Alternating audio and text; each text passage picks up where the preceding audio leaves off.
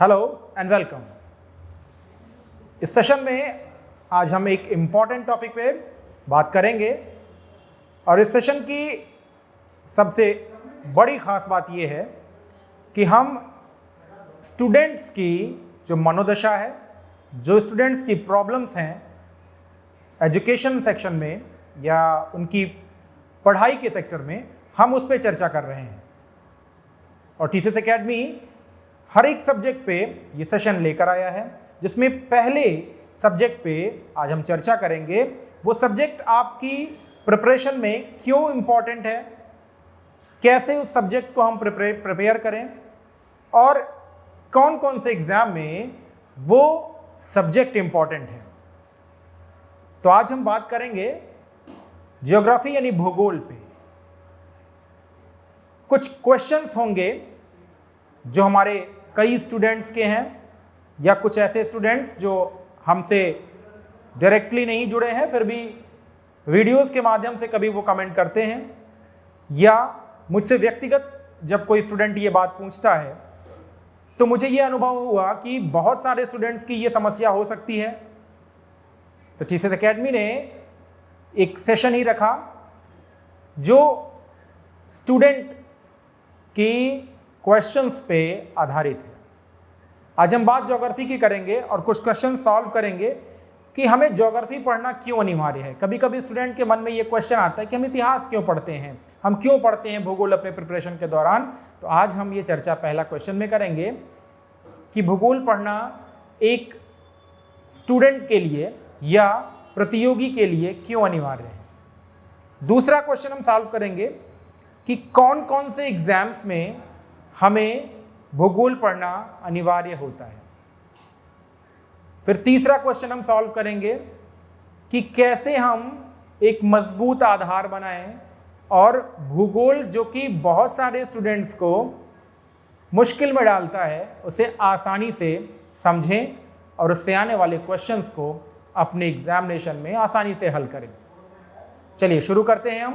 पहला क्वेश्चन जो हमारा जेन्युइन क्वेश्चन है कि हमें भूगोल क्यों पढ़ना चाहिए। तो स्टूडेंट्स, हमें भूगोल दो इंपॉर्टेंट रीजन ऐसे हैं जिसकी वजह से हमें भूगोल पढ़ना है।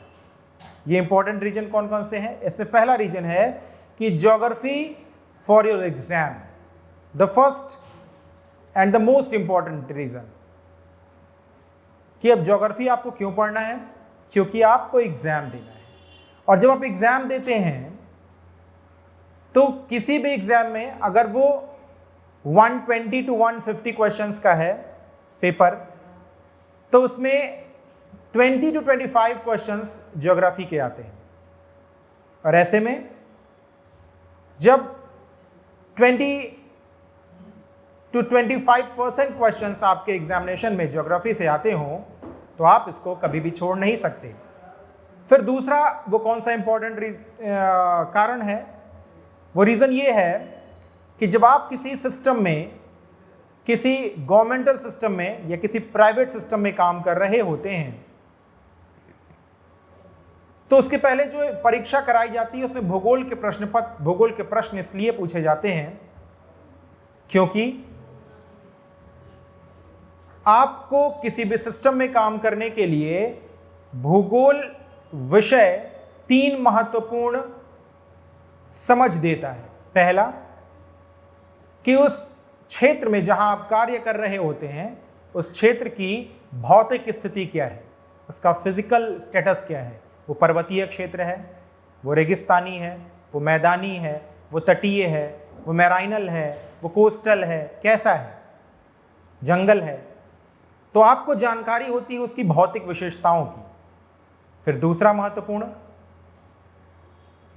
कार्य जो आपको भूगोल सिखाता है वो है कि उस विशेष क्षेत्र का जो कल्चरल स्टेटस है, यानी वहां पे कौन से धर्म के लोग, कौन सी जाति जनजाति और कौन सी भाषा विचारधारा के लोग रहते हैं। जब आप इस ज्ञान को पहले से ही समझे रहते हैं तो अपने कार्य को करने में आपको बहुत आसानी होती है। इसके अतिरिक्त भूगोल विषय को पढ़ने के बाद आप उस क्षेत्र के संसाधनों, चाहे वो प्राकृतिक हो चाहे मानवीय, उसके बारे में आपको पूरी जानकारी होती है और आप बहुत आसानी से अपनी संस्था के लिए, अपने सिस्टम के लिए कार्य कर पाते हैं और उन संसाधनों का अनुकूलतम उपयोग कर पाते हैं। क्योंकि आपको या तो मानव संसाधन के साथ कार्य करना हो और बाहर आपको प्राकृतिक संसाधन से दो चार होना पड़ता है। तो आपको क्या करना है, इन तीनों ही बातों की जानकारी आपको कौन देता है, और ये तीनों ही बातें समझाने वाला केवल एक ही विषय है, वह है भूगोल या ज्योग्राफी। इसीलिए आपको किसी भी सिस्टम में काम करने से पहले ज्योग्राफी के क्वेश्चंस पूछ के ये देखा जाता है कि क्या आपको संस्कृति यानी कल्चरल स्टेटस, फिजिकल स्टेटस और मार्केट स्टेटस का पूरा जानकारी है या नहीं है। तो इसीलिए भूगोल पढ़ना हमारे लिए अनिवार्य है। फिर दूसरी बात आती है कि किन किन एग्जाम्स में भूगोल पढ़ना अनिवार्य होता है। अगर आपको यूपीएससी का एग्जाम देना हो, एक बात मैं यहाँ स्पष्ट कर दूं कि यूपीएससी का एग्जाम का मतलब सिर्फ आईएएस का एग्जाम ही नहीं होता है। यूपीएससी एक कमीशन है जो बहुत सारे एग्जाम कंडक्ट कराती है, जिसमें एनडीए सीडीएस जैसे एग्जाम भी हैं। तो यूपीएससी का कोई भी एग्जाम हो, आपको उसमें ज्योग्राफी पढ़ना बहुत ज़रूरी होता है, क्योंकि यूपीएससी ऑल ओवर इंडिया आपको पोस्टिंग देती है, और जब ऑल ओवर इंडिया पोस्टिंग देती है तो भारत के प्रत्येक क्षेत्र का जो फिजिकल, कल्चरल और जो रिसोर्स का स्टेटस है वो आपको पता होना चाहिए। और ऐसा आपको कौन बताता है? ज्योग्राफी बताता है। फिर ऐसा ही स्टेट पीसीएस के एग्जामिनेशन में होता है, ज्योग्राफी कंपलसरी होता है। क्वेश्चंस बहुत पूछे जाते हैं। क्यों पूछे जाते हैं? ताकि आपको उस स्टेट की भी जो डाइवर्सिटी है, जो रिसोर्स अवेलेबिलिटी है और जो कल्चरल स्टेटस है, जो डिफरेंट कल्चरल स्टेटस है उस एरिया का, उसके बारे में पूरी जानकारी हो। और आप जिस सिस्टम में काम कर रहे हो, वो गवर्नमेंटल सिस्टम हो या किसी ऐसे सिस्टम को जो गवर्नमेंट को हेल्प करता हो, तो सिस्टम से आप रिसोर्स, कल्चर और फिजिकल स्टेटस को पूरी तरीके से यूटिलाइज कर पाएँ। That's why you have to know about geography and you must know about the concepts of geography. Next, फिर तीसरा सेक्शन आता है टीचिंग एग्जाम्स का। अब यहां पे कई लेयर होते हैं। टीचिंग एग्जाम्स में एक एग्जाम होता है जिसे कहते हैं हम सीटेट और टेट। तो सीटेट और टेट ये दोनों ही एग्जाम्स में दो तरह की परीक्षाएं होती हैं। हम उस पर नहीं जाएंगे, हम सीधे ज्योग्राफी के इंपॉर्टेंस पे आते हैं। तो चाहे आपको प्राइमरी लेवल पे एग्जाम देना हो या सेकेंडरी लेवल पे, सेकेंडरी लेवल पे यानी 6 से 8वीं तक का जो एग्जाम होता है, वहां पे जो सामाजिक विज्ञान, सोशल साइंस का क्वेश्चन पेपर आता है, उसमें आपको ज्योग्राफी के क्वेश्चन कंपलसरी हैं। ऐसा ही प्राइमरी लेवल पे भी होता है कि ज्योग्राफी के क्वेश्चंस जिसमें इकोलॉजी, इन्वायरमेंट जुड़ के आता है, जरूर पूछे जाते हैं। तो टीचिंग एग्जाम के लिए भी आपको ज्योग्राफी बहुत इंपॉर्टेंट है। फिर तीसरा सेक्शन आता है मीडिएट सेक्शन का, यानी माध्यमिक सेक्शन में। तो माध्यमिक सेक्शन में टीजीटी, पीजीटी, एनवीएस, केवीएस और जो डीएसएसबी के एग्जाम्स होते हैं, ये 6 से भी होते हैं। तो इन सब के लिए जीएस के सेक्शन को कंपलसरी बनाया गया है। और जब जीएस का सेक्शन कंपलसरी हो तो आप समझ सकते हैं कि भूगोल भी आपके लिए कंपलसरी होगा। तो ज्योग्राफी जब इन टीचिंग एग्जाम्स में के लिए भी कंपलसरी हो तो हम क्या करेंगे? तो हमें पढ़ना अनिवार्य होगा। अब बात हायर एजुकेशन पे आते हैं। आपको असिस्टेंट प्रोफेसर के एग्जाम के लिए, जो कि एडेड डिग्री कॉलेजेस में होता है, या यूपीपीएससी या स्टेट पीसीएस जो एग्जाम कंडक्ट कराता है असिस्टेंट प्रोफेसर का, उसमें जीएस का सेक्शन आता है और जीएस के सेक्शन में ज्योग्राफी कंपलसरी आती है। इसके अलावा स्टेट पीसीएस जो जीआईसी की एग्जाम कराता है, उसमें जीएस में एक मीडियम टू मॉडरेट लेवल का ज्योग्राफी के क्वेश्चंस आते हैं।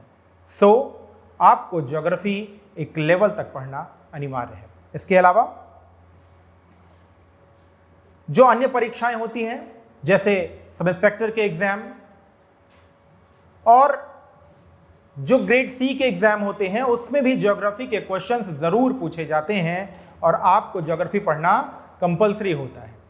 और ऐसे में जब एग्जामिनेशंस में आपने ये एग्जाम देते समय देखा होगा कि अब अवधारणात्मक यानी कॉन्सेप्चुअल क्वेश्चंस ज्यादा पूछे जा रहे हैं, असर्शन और कॉज के क्वेश्चन ज़्यादा पूछे जा रहे हैं, कथन और कारण के क्वेश्चन पूछे जा रहे हैं, मल्टीपल स्टेटमेंट्स के क्वेश्चन, बिग स्टेटमेंट्स के क्वेश्चंस और कॉन्सेप्ट और फैक्ट के मिक्स करके क्वेश्चंस पूछे जा रहे हों, तो आपको ज्योग्राफी की एक मजबूत आधार की आवश्यकता पड़ती है। और ऐसे में जब ज्योग्राफी पढ़ना अनिवार्य हो तो आपको एक मजबूत आधार के साथ ज्योग्राफी पढ़ने की शुरुआत करनी चाहिए। अब आपके हम तीसरे क्वेश्चन का आंसर देंगे, जो ये होगा कि कैसे तैयार करें ज्योग्राफी। स्टूडेंट्स, ज्योग्राफी तैयार करने के लिए हमें 2 स्टेज पे ज्योग्राफी को पढ़ना होगा। पहले हम लेवल 1 की बात करते हैं और फिर लेवल 2 की बात करेंगे। पहले लेवल 1 की बात करते हैं, यानी ये जो यूपीपीएससी, यूपीएससी और एसएससी के स्टूडेंट्स हैं, हम उनको लेवल 1, ये कोई लेवल ऊपर या नीचे की बात नहीं है, ये केवल ए और बी की बात है, ऐसा समझ सकते हैं कि पहले हम बात करेंगे यूपीएससी, यूपीपीएससी या स्टेट पीसीएस और एसएससी के एस्पिरेंट्स के लिए।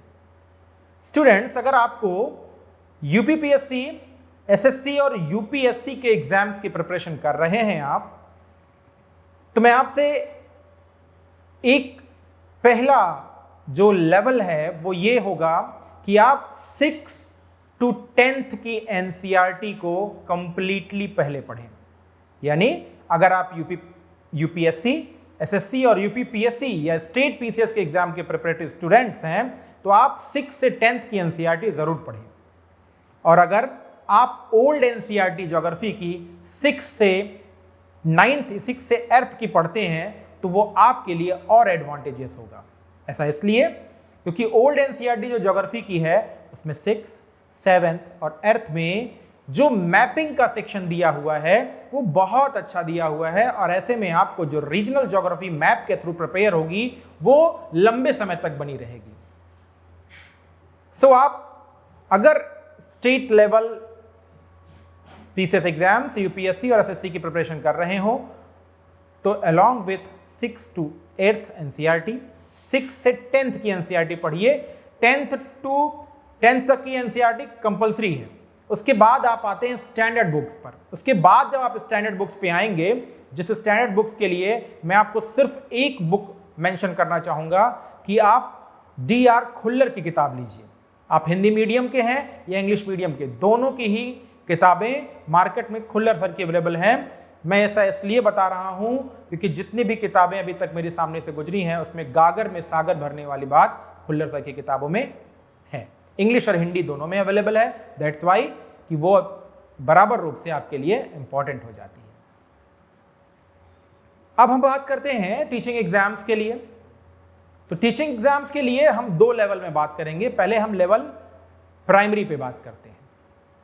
तो आप जब टीचिंग प्राइमरी लेवल पे करना चाहते हैं और आप सीटेट और टेट के एग्जाम देते हैं, तो आप 6, 7th और 8th की न्यू ज्योग्राफी की एनसीईआरटी, यानी 6ठी, 7वीं और 8वीं की नई एनसीईआरटी जो है उसे आप स्टडी करें। और उसके अतिरिक्त आप मार्केट में जो क्वेश्चन पेपर आप मार्केट से लाते हैं, जो प्रीवियस ईयर के क्वेश्चन पेपर हैं, आप उनको सॉल्व करें। केवल 6, 7th, 8th की एनसीईआरटी को पढ़ने के बाद ही। अगर आपको लगता है कि इसके बाद आपको किसी टेक्स्ट की ज़रूरत है, तो आप मार्केट में आपके सिलेबस के अकॉर्डिंग जो टेक्स्ट है वो आप ले सकते हैं।